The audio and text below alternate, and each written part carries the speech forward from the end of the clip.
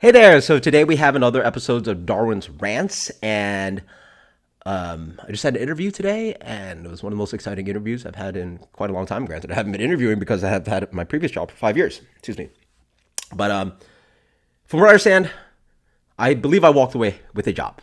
Yeah, things are a little bit confusing, but let's. I think I got a job today. Okay, you'll understand later.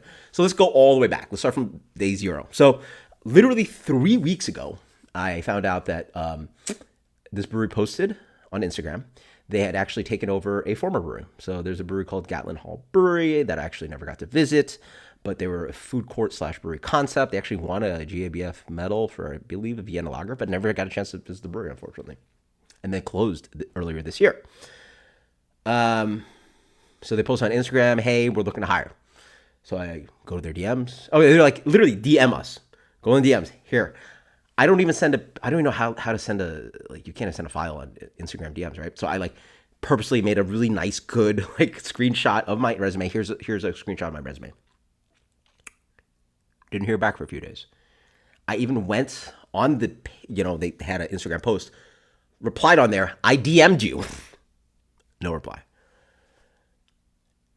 Now just sitting in my bed, remember, just being angry. It's bro, you're opening up a brewery, and I send you no offense, my resume is pretty good. So yeah, my resume is very good. If you want to open up a brewery, my resume is very good.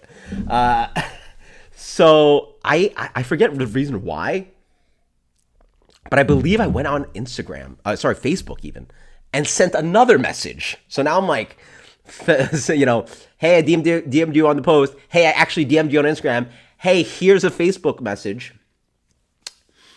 And thank God I did, because I literally just got an email 3 weeks later, earlier this week, hey, I got your resume from my partner who saw it on Facebook or something.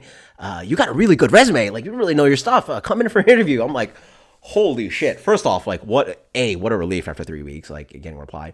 And then thankfully somebody appreciates my resume, because a lot, I do think about this stuff. And a lot of times I send my resume out, blah, blah.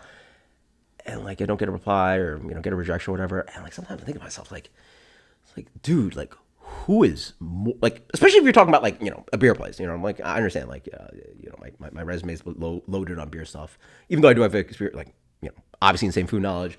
I'm actually really good at making cocktails, but my resume doesn't necessarily show that, even though I tried to. Anyway, but what kind of beer place you work in, where operating, where arrogance is when you exaggerate your abilities. My fucking resume is nuts. I've been doing this for a minute. I'm fucking overqualified like a motherfucker. So who are you hiring? Because I would love to. Dude, go hire somebody more qualified than me, more passionate about beer, more knowledgeable about beer and food. All this stuff, oh man, because, you don't want to do that. Because I'm going to show up, and I'm going to find this person, and I'm going to try to get their number, and I'm going to text them, and I'm gonna invite them and try to buy them a beer, and I'm gonna make them laugh, and I'm gonna try to make them my friend. Oh, you don't want that. I don't think this person exists, but if this person fucking exists, I would fucking love to be your friend. Oh man, I would love to talk to you and buy you a beer. Oh, dang, damn it.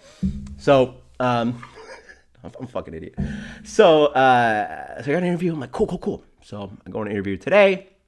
The place is getting completely renovated, chopped up. It's gonna be a whole new. It's gonna be a kitchen instead of a food court concept, which thank God, because that I think that's part of the reason why it didn't work out. So I meet this guy.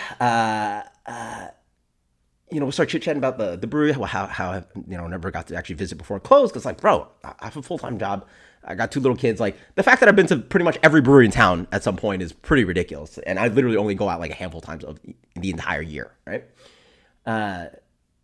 So I see he's wearing a Montauk Brewing shirt. I said, bro, you're from New York? I used to sell that beer, right? I'm not from New York. I'm from Long Island. I've worked most of my resume in New York places. And he's like, no, I'm not from there. But I go to learn, by the way. So if you guys are industry people, he works for the premier brew house fabricator, the people that build breweries. And then we start chatting, and we start going one-on-one, first name basis on people that I've chatted with, acquainted with, and I'm like, wait, so this dude literally built his 2 fucking hands, all three Finback locations. I think he did other half, Root and Branch, the big one, Yepes Brewhouse in Evil Twin in Ridgewood. I was like, bro, I was like, he knows I'm from New York, and like he knows all of my favorite breweries in town because he built them all with his two hands. He has decades worth of experience, true beer guy, and like fabricates brewhouses. He like installs them, builds them. I was like, shit, you're a guy. I literally at some point in the review was like, it's like, dude, we like not about this interview, but like we got to just grab beer and talk, right? Like he knows a lot of stuff, and I'm glad that he saw that because obviously that made he appreciated my resume. Like he mentioned a lot of places that I worked at. It's like, oh yeah, you work there, yeah, cool, yeah, like blah blah blah. This kind of like beer geek nonsense. So from what I understand, obviously this place has to get built out. So there's gonna be a whole restaurant to do, and yeah. So yeah, I'm pretty sure I got a job. Like, I think I walked away. We shook hands. Like, I understand that's what happened. That I got a job, but he has to like still do things in process of like training or getting more people and doing the training and making even a scheduled training. Like, what's a job when you can't even like start even training? He doesn't have a date for when I'm going to start training. So I believe it's gonna be 3 weeks out. And he